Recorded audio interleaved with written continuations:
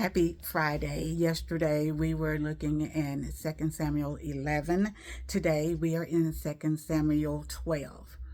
Now, the preface is verses 1 through 9.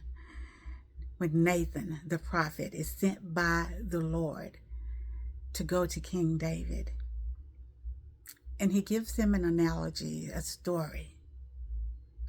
And that story symbolizes David taking the one precious thing that Uriah had, his wife.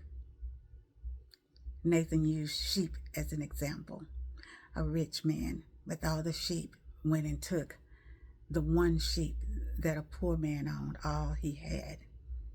David's response, "Oh, that cannot be. We will not let that happen.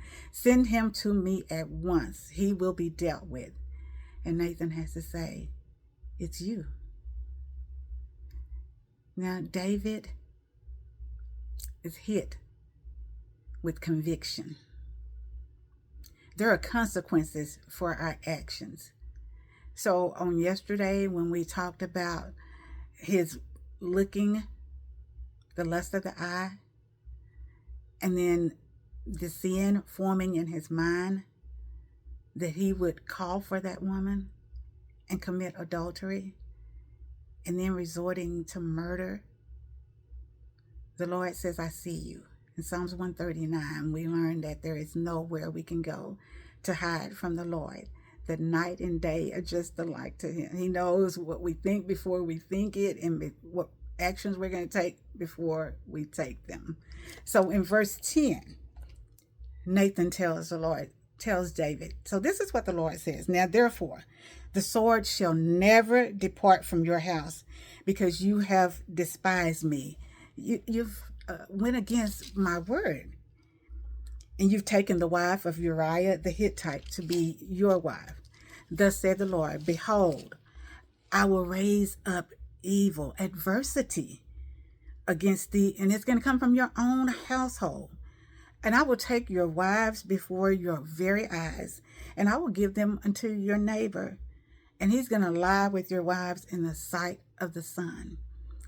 David has a son named Absalom, and Absalom will take David's concubines on top of the roof and have sex with them in the midst where everybody, all of Israel, can see it.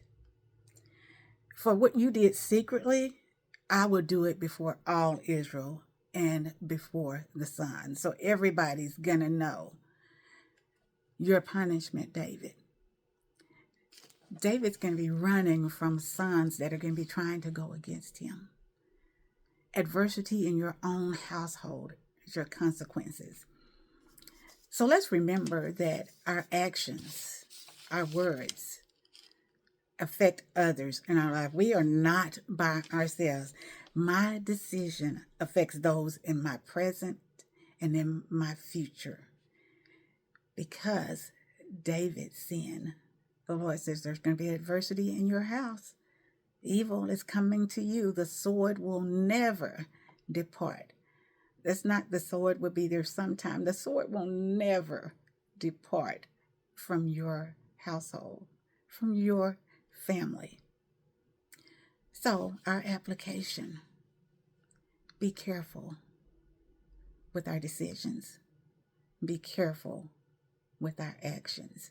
Know that the Lord is watching us, and we are supposed to represent him. So would the Lord do this?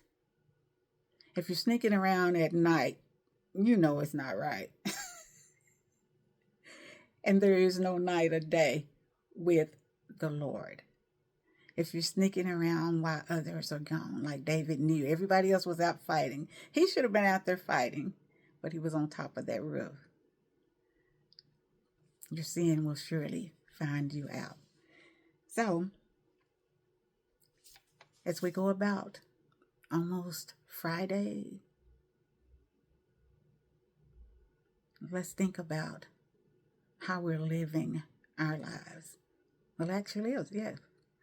This Friday, at the end of Friday, like the beginning, when you wake up, noontime, night.